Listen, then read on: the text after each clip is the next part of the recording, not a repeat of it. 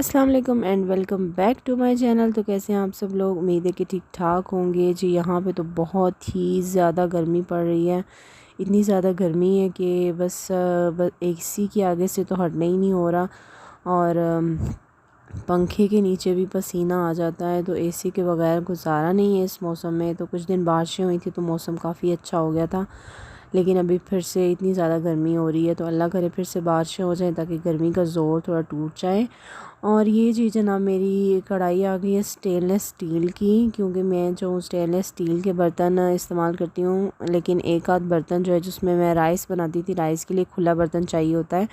तो मेरे हस्बैंड कह रहे थे कि इसको भी चेंज करो, लेकिन ये मंगवा के तो उन्होंने दिया। इसका साइज़ भी छोटा ही है, मतलब चावल बनाने के लिए थोड़ा। और मुझे वो दूसरी कढ़ाई वो काफ़ी उसका बड़ा साइज़ था, तो ये मैंने मंगवाई है। चावलों के लिए खुला ज़रा बर्तन चाहिए होता है, तो इससे भी बड़ा साइज़ उन्होंने मेरे लिए ऑर्डर करके दिया है। तो अभी जब वो आएगा तो फिर मैं वो इस्तेमाल करूँगी, क्योंकि ये स्टेनलेस स्टील जो है ना वो सेफ़ेस्ट है। दूसरे जो होते हैं नॉन स्टिक कोटिंग के होते हैं, वो भी उनकी जो हाई टेम्परेचर पे कुक करने से उनकी कोटिंग भी ख़राब हो जाती है। तो वो फिर हमारे जिस्म में कोटिंग जो है वो चली जाती है, जिसकी वजह से वो सेहत के लिए सही नहीं होता।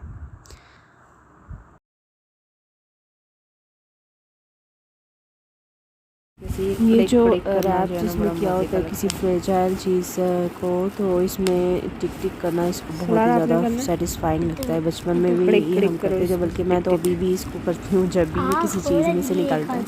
कितना मज़े का लगता है ना, सेटिस्फाइंग। टिक टिक करना सेटिस्फाइंग लगता है ना। छोड़ दे पार्टी करना। टोपी मेरी बन गई, टोपी। चलो जी, टोपी बन गई है। मेरी टोपी बन गई है। तो आज की वीडियो इसलिए स्पेशल भी है क्योंकि आज की वीडियो में मैं बताने वाली हूँ कि किस तरह से इस एक सप्लीमेंट ने मेरी ज़िंदगी बदल दी। लिटरली मेरी ज़िंदगी बदल दी इस सप्लीमेंट ने। और किसी को पता भी नहीं है, बहुत कम लोग इस बारे में जानते हैं। ऑब्वियसली मेरे हस्बैंड और भी मेरे रिलेटिव्स को पता है, लेकिन मतलब इस तरह से नहीं उनको पता कि मतलब it has changed my life. मुझे माइग्रेन बहुत ही अरसे से था। मैं बहुत छोटी थी उस टाइम में, मेरी शादी से पहले की बात है। तो मुझे माइग्रेन था, मेरे सर में मतलब दर्द रहता था। और वो जो माइग्रेन है, जिनको माइग्रेन है उनको पता होगा कि जो माइग्रेन है वो आम सर दर्द नहीं है। इसमें तो आपकी बहुत ही मिज़रेबल कंडीशन होती है। मतलब इतना ज़्यादा ये सर में दर्द होता है, मतलब आम सर दर्द जो होता है उसमें तो आप कोई चाय पी लें, थोड़ा रेस्ट कर लें, आराम आ जाता है। लेकिन इससे तो आपने रेस्ट किए हैं, इवन कि आप सो के उठे हैं फिर भी आपके सर में दर्द हो रहा है, और इतना शदीद हो रहा है। और रात के टाइम भी आपको इतना शदीद हो रहा है कि आप तो सो ही नहीं सकते। कभी मैं बर्फ़ की पट्टियाँ कर रही हूँ, कभी मैं इसको गरम टकोरे कर रही हूँ, कभी क्या कर रही हूँ, मतलब आराम ही नहीं आता था। और जब ये होता है, जिनको पता है कि 3 दिन तक इसका 48 टू 72 आवर्स तक इसका दौरानिया होता है। तो इसकी जो टैबलेट्स हैं सुमाट्रिप्टेन वगैरह, वो मतलब वो तो अभी हर टाइम उसके भी साइड इफ़ेक्ट्स हैं। मैंने वो भी ट्राई की उससे भी, लेकिन कुछ वक्त ऐसा था कि जब मैं नर्सिंग मदर थी तो मैं वो यूज़ नहीं कर सकती थी। तो मैं उनको यूज़ नहीं कर सकती थी, तो मेरी इतनी बुरी कंडीशन होती थी। ये पैनाडोल वगैरह या ब्रूफिन, जो आइबुप्रोफिन होती है, उसको भी मैं यूज़ करती थी, लेकिन उससे कुछ घंटे आराम आया फिर से हो जाता था। मतलब 3 दिन तक बस वो गोलियां खाते रहो। हस्बैंड मेरे इतना गुस्सा करते थे कि तुम गोलियां खाती रहती हो, लेकिन मैं क्या करती, इतनी मेरी बुरी कंडीशन होती है कि मतलब बच्चे हैं, आपकी फैमिली है, आपने उनको भी देखना है। और इसमें कहते हैं कि जब आपको माइग्रेन है, बस आपका दिल करता है कि बस आप ना कोई आपके पास आए, ना किसी के पास आप जाएं, बस अंधेरे कमरे में बस आप लेट जाएं और किसी की आवाज़ आपको ना आए। और हमारे साथ ऐसा तो हो भी नहीं सकता, क्योंकि बच्चे हैं, फैमिली है, उनको देखना है सारा। मतलब किसी टाइम भी हम आराम से लेट नहीं सकते, बस रात को जब बच्चों ने सो जाना है तो फिर ही लेटने का टाइम मिलना है। तो ऐसा कैसे हो सकता है कि बस हम लोग लेट जाएं? तो सर दर्द में भी आपने काम करते रहना है। तो पूरी ज़्यादा मेरी जो इतनी ज़्यादा मेरी लाइफ जो थी ना वो डिस्टर्ब होके रह गई थी। मैं इतनी परेशान थी कि मैं क्या करूं, बस हर टाइम ही सर में दर्द। और मेरे हस्बैंड भी कहते थे कि तुम सो के उठती हो फिर भी तुम्हारे सर में दर्द होता है, तो अभी इसका क्या इलाज करें।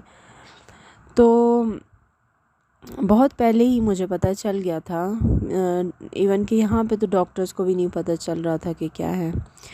तो बहुत पहले मैंने ये पता चल गया था मुझे कि मुझे माइग्रेन है। जब मैंने नेट पे सर्च वगैरह किया खुद ही, तो फिर मुझे पता चल गया था कि भी ये आधे सर का जो दर्द होता है इसको माइग्रेन कहते हैं। फिर मैंने उसके बारे में पढ़ना शुरू कर दिया कि हाँ ये माइग्रेन क्या है और इसमें कैसे इससे आप जो है इससे आराम आ सकता है, इसके लिए कौन सी मेडिसिन यूज़ कर सकते हैं, ये वो सब कुछ। तो ये मैंने नेट से ही सर्च किया और उसके लिए टोटके वगैरह भी काफ़ी किए, लेकिन उससे भी कोई फ़र्क नहीं पड़ता था। और उसके अलावा उसकी मेडिसिन भी जो है उसके साइड इफ़ेक्ट्स भी हैं। मेडिसिन से ये है कि एक दफ़ा आप खाओ तो आराम आ जाता है, लेकिन एवरी वीक आपको हो रहा है, एवरी वीक आपको हो रहा है, हर वीक आपने वो टैबलेट खानी है जब जब आपको होगा। और उससे के खाने के बाद बस आप ऐसे होता है ना कि आपको नींद आ जाती है और आप बेहोश हो जाते हैं कुछ घंटे के लिए। तो वो भी हम नहीं कर सकते थे, बच्चे हैं उनको देखना है। तो मैं बहुत ज़्यादा परेशान थी, हर टाइम ये सर्च करती रहती थी गूगल पे इधर उधर कि मुझे क्या ऐसा कुछ हो, हर्बल हो जाए या कुछ ऐसा तरीका हो जाए ना कि जो मेरे लिए इजी हो, कन्वीनियंट हो और मैं ऐसे इस्तेमाल करूँ, उसके साइड इफ़ेक्ट भी ना हो। तो फिर मैंने ये नेट पे सर्च करते हुए मुझे ये मिला कि जो लोग जिनको माइग्रेन होता है उनमें मैग्नीशियम की कमी होती है। तो अगर वो मैग्नीशियम की सप्लीमेंट लें तो उनको माइग्रेन का में काफ़ी जो है ना आराम आ सकता है। तो मैंने सोचा कि क्यों ना ये ट्राई करूं। तो ये एक थोड़ी और अगर मैं पूरी स्टोरी आपको सुनाऊँ तो काफ़ी ज़्यादा वीडियो लंबी हो जाएगी, तो इसलिए मैं फ़िलहाल आपको ना थोड़ी थोड़ी शॉर्ट स्टोरी बता रही हूँ।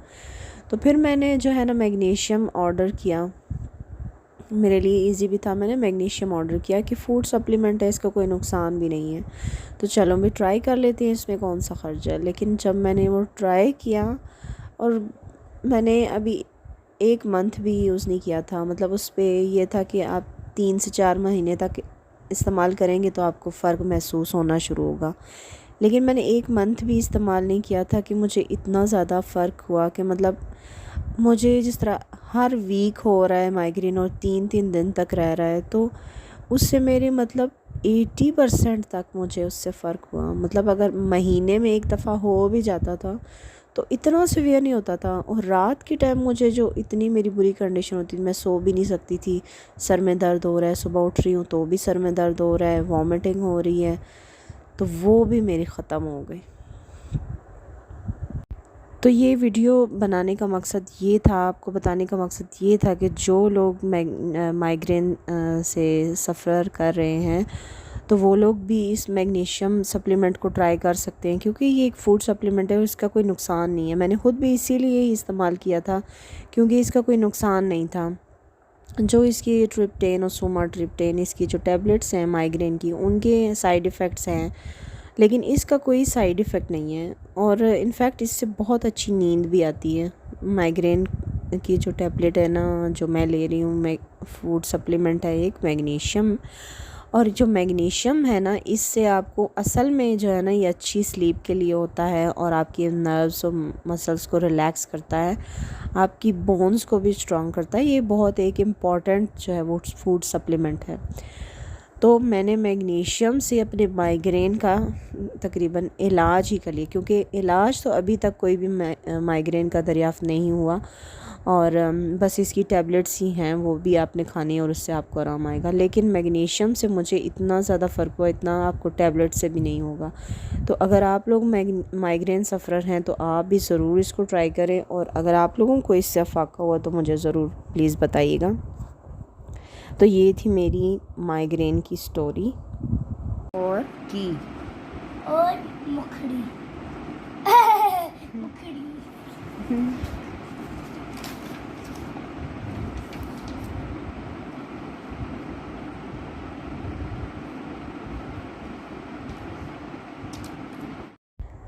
देखो जी, अभी ये दिन का टाइम है, दिन का टाइम तो नहीं, मतलब दिन के टाइम के लिए खाना बन रहा है। तो मैं ये सोच रही थी कि आज इतनी गर्मी भी है और कुछ ऐसा क्विक सा बनाऊं कि बच्चे भी शौक़ से खा लें और हेल्दी भी हो और मैं भी खा लूं। फिर मैंने सोचा कि मैं आलू बना लेती हूँ, लेकिन फिर मैंने सोचा कि सिर्फ़ आलू तो वो कार्ब्स ही होंगे। फिर मैंने सोचा कि चलें इसमें अंडे भी डाल लेते हैं, तो आलू अंडे बन जाएंगे। और इसको मैं थोड़ा सा अपने अंदाज़ में बनाऊँगी, जिस तरह मैं बनाती हूँ, थोड़ा हेल्दी अंदाज़ में। जो इसमें थोड़ा सा मैं ऑलिव ऑयल डालूँगी, बहुत ज़्यादा ऑयल मैं इसको नहीं पकाना। जिस तरह से हम लोग जब आलू अंडे बनाते हैं तो वो बाहर ऑयल ही ऑयल नज़र आ रहा होता है, उस तरह से नहीं बनाना हमने। इसमें थोड़ा सा हमने ऑलिव ऑयल डाला है और उसमें प्याज डाल दिए हैं। प्याज को ब्राउन करेंगे और इसको मैं जिस तरह नॉर्मल आलू अंडे बनाते हैं उस तरह नहीं बनाऊंगी। एक्चुअली जब मेरे बच्चों को इस तरह से मैं फ्राइज़ की सूरत में बना के हल्का सा नॉन स्टिक जो पैन है उसमें डाल के, जब मेरा ये जो नॉन स्टिक पैन है ना, मैं इसमें सिर्फ एग्स ही बनाती हूँ और हल्का सा कुछ इस तरह फ्राई करना हो तो इसमें ये बना लेती हूँ। इसमें बहुत ज़्यादा वो कुक नहीं करती, हाई स्पीड पे हल्की आंच वाली चीज़ें ही इस पे बनाती हूँ ताकि इसकी नॉन स्टिकनेस ख़राब ना हो जाए और वो खाने में ना जाए। ठीक है, तो फिर उसमें मैंने हल्का सा ऑलिव ऑयल डाल के उसको फ्राइज़ की सूरत में आलू को कट करके ना उसमें पकने के लिए रख दिया था। और फिर मैंने ये आलू अंडे में शिमला मिर्च भी मैं डाल रही हूँ, कैप्सिकम जो होती है शिमला मिर्च जिसको बोलते हैं, वो भी मैंने डाल दिया है, टमाटर डाल दिए हैं। और ये अभी मैं इसमें सारे मसाले भी डाल दूँगी, जो भी मसाले आप डालना चाहते हैं आप इसमें डाल लें। और फिर इसको कुक करना है और इसमें मैं ये थोड़ा सा सोया सॉस, चिली सॉस और सिरका भी ऐड करती हूँ। और ये सब चीज़ें ऐड करने के साथ साथ मैं इधर रायता भी बना रही थी। मैंने दही में नमक और काली मिर्च डाल के अच्छे से मिक्स किया और साथ में मैंने ये खीरा कट किया था और बस इसमें डाल दिया। ये हमारा रायता तैयार हो गया। बस जो भी घर में अवेलेबल होना तो मैं बस बना लेती हूँ। अभी खीरे पड़े हुए थे तो बस मैंने खीरे उसमें कट किए और बस रायता बना लिया। और ये साथ में जब अच्छे से वो सब्ज़ियाँ भी पक गई, फिर मैंने इसमें अंडे डाल दिए और साथ में जो मैंने हल्की आंच पे रखे थे हमारे पोटैटोज़ फ्राई होने के लिए, बहुत ही कम ऑयल में फ्राई, बल्कि ऑयल उसमें मैंने बहुत ही कम डाला था। ये इसमें आलू जो इस तरह गल भी जल्दी जाते हैं और बहुत मज़े के भी बनते हैं। तो इस तरह से आप लोग ज़रूर ट्राई कीजिएगा। मेरे बच्चों ने तो बहुत शौक़ से खाए थे। तो जब ये हमारे अंडे उसमें पक जाएंगे, फिर हमने इसमें आलू डाल दिए और आलू तो पहले से ही पके हुए थे। फिर इसके ऊपर धनिया डाला और बस इसको थोड़ा सा दम दिया और हमारे मज़ेदार और हेल्दी से अंडे आलू पक गए हैं। ठीक है, और मैंने इसमें अंडे भी अपने प्रोटीन रिक्वायरमेंट के लिए, तो मैं कार्ब्स जो है ना वो इसमें आलू की वजह से कार्ब्स हो जाएंगे ज़्यादा, तो मैं आलू जो है अवॉइड करूँगी क्योंकि मैं इसको रोटी के साथ खा रही हूँ। और मैं ज़्यादा अंडे ही खाऊँगी। तो ये जी हमारा अंडे आलू का मज़ेदार और हेल्दी सा खाना बन गया है। और साथ में ये जो फ्रूट आया था, आजकल मैं आम जो है वो कम ही मंगवा रही हूँ क्योंकि आम खाने से मेरे बच्चों को, आम पता है उसकी तासीर गर्म होती है, तो उससे दाने निकल आए थे मेरे बच्चे को और उसमें केमिकल्स भी होते हैं। तो छोटे बच्चे जो होते हैं ना वो बहुत ही अजीब तरीके से खाते हैं, मुंह पे सारा मल के, तो उसको मुंह पे दाने निकल आए थे। तो आम ज़रा मैं अभी अवॉइड ही कर रही हूँ, दूसरा फ्रूट से मंगवा रही हूँ मैं। और ये जनाब रात के टाइम था, तो रात के टाइम मैंने टिकटॉक वायरल अपने लिए ये रैप बना लिया था। इसमें मैंने एक शामी कबाब और थोड़ा सा अंडा डाला था और उसमें सलाद वगैरह डाल के और एक चीज़ का स्लाइस डाल के मैंने अपने लिए रैप बना लिया था। बहुत मज़े का बना था। और इस रैप की जो रेसिपी है वो मैं आपसे अपनी किसी वीडियो में ज़रूर शेयर करूँगी। तो ये था आज का मेरा व्लॉग। उम्मीद है कि आपको पसंद आया होगा। और अगर आप मेरे चैनल पर नए हैं तो मेरे चैनल को ज़रूर सब्सक्राइब कीजिएगा। और अगर आपको मेरी वीडियोस अच्छी लगती हैं तो मेरी वीडियोस को लाइक कीजिए, शेयर कीजिए और कमेंट्स कीजिए। तो मैं आपसे मिलती हूँ एक नए व्लॉग के साथ। तब तक के लिए मुझे इजाज़त दीजिए। अल्लाह हाफिज़।